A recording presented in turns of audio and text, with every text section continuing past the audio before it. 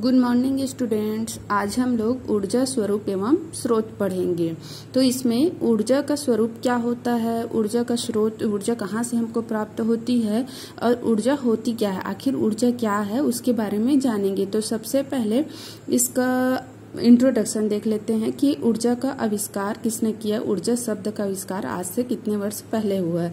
तो ऊर्जा शब्द का आविष्कार आज से 200 वर्ष पूर्व ब्रिटिश वैज्ञानिक थॉमस यंग ने किया है।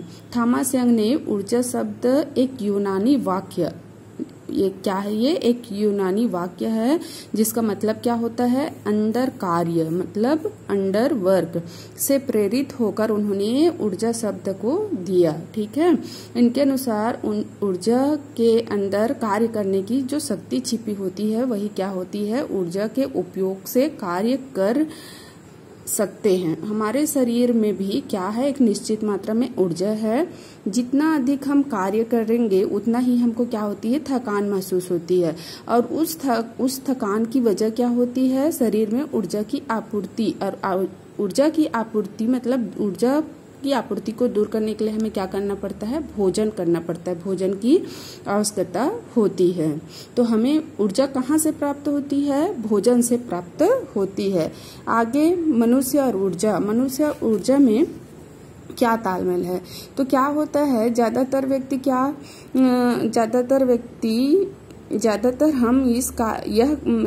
हम कार्य शब्द का संबंध जीवित मनुष्यों से जोड़ते हैं। जब मनुष्य गुफाओं में रहता था तब मुख्यतः अपने शरीर की रासायनिक ऊर्जा का ही क्या करते थे, उपयोग करते थे।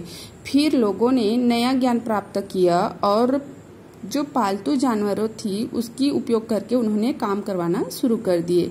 नदी और पानी के बहाव के लिए उन्होंने जहाज चलाना सीखा। लकड़ी और वसा से उन्होंने ईंधन का इस्तेमाल करके आग ऊर्जा का उपयोग किया। आग लोगों को सर्दी से गर्मी प्रदान करता है और रात में प्रकाश मिलता है। आग से खाना पकता है और वस्तु जैसे कांच की वस्तु है या धातु की वस्तु है उसको बनाने का काम आता है। जीवित मनुष्य और जानवरों के साथ साथ निर्जीव वस्तुओं की ऊर्जा का भी कार्य करने के लिए उपयोग किया जाने लगा। 1700 ईस्वी में स्टीम इंजन का आविष्कार हुआ। इंजन पहली बार ईंधन का कार्य रासायनिक ऊर्जा का गतिज ऊर्जा में बदल पाना संभव हुआ। भिन्न भिन्न प्रकार के स्टीम इंजन बनाए गए। कुछ कारखानों में मशीन चलाने के लिए, समुद्र में जहाज चलाने के लिए और रेलगाड़ियां चलाने के लिए। इंजन के लिए ईंधन के रूप में लकड़ी की जगह किसका उपयोग किए जाने लगा, कोयला का उपयोग किए जाने लगा। 1800 ईस्वी में जलाऊ ईंधन की और रासायनिक ऊर्जा में दो चुंबकों के बीच में तार के पहिए चलाए गए, जिससे चुंबक की गतिशील ऊर्जा को विद्युत ऊर्जा में बदला गया। विद्युत करंट से फिर क्या क्या चलाया गया है, टेलीग्राम, टेलीफोन का उपयोग किया गया। विद्युत ऊर्जा से दुनिया की हर मशीन को चलाई जा सकती है। 1800 के आसपास कुछ लोगों ने तेल के कुएं खोदने सीखे। इससे काफी आसानी से पाइप द्वारा एक स्थान से दूसरे स्थान पर ले जाया जा सकता है। 18वीं शताब्दी के अंत में पेट्रोल से चलने वाले इंजन बनने लग गए। इसका उपयोग कारों, ट्रकों, बस, जहाजों में उपयोग चलाने के लिए उपयोग किए जाने लगा।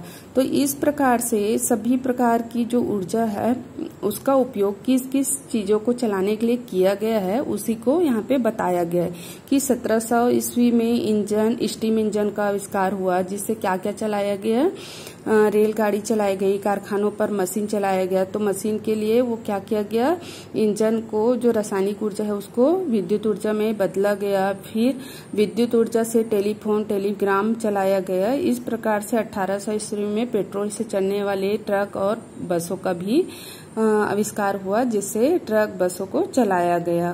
फिर तेल और कोयले के अलावा कई प्रकार के स्रोत ऊर्जा की आपूर्ति के लिए कुछ आणविक ऊर्जा का उपयोग भी लोगों ने करना सीखा। हवा और पानी के बहाव का उपयोग कर उन्होंने क्या किया, ऊर्जा का इस्तेमाल किया। फिर आगे है ऊर्जा के प्रकार एवं स्वरूप। तो ऊर्जा जो है, जैसे हम लोग जब दिन की शुरुआत करते हैं तो क्या करते हैं, सुबह सुबह नाश्ता करते हैं। जब हम नाश्ता करते हैं तो किस रूप में हम ऊर्जा लेते हैं, रासायनिक ऊर्जा को हम लेते हैं। और जब हम साइकिल चलाकर या पैदल चलकर स्कूल जाते हैं तो ये किस रूप में ऊर्जा उपयोग कर रहे हैं, यांत्रिक ऊर्जा।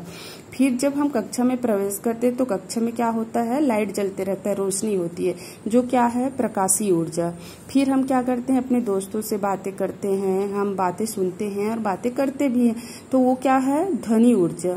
फिर खेलते हैं तो क्या करते हैं, बॉल को उछालते हैं, दौड़ते हैं, तो वो क्या है, गुरुत्वीय ऊर्जा। बॉल को ऊपर उछालते हैं तो बॉल हमेशा क्या होती है, नीचे की ओर आती है ना, तो वो कौन सी ऊर्जा है, गुरुत्वीय ऊर्जा। पंखे की हवा का आनंद लेते हैं, ये पंखे की हवा जो प्राप्त होती है ये विद्युत ऊर्जा। इस प्रकार से हमारी जो दिनचर्या होती है उसमें अलग अलग ऊर्जा का उपयोग हम करते हैं। इस प्रकार फिर ऊर्जा को 2 भागों में बांटा गया है। किस किस भागों में, स्थितिज ऊर्जा और गतिज ऊर्जा।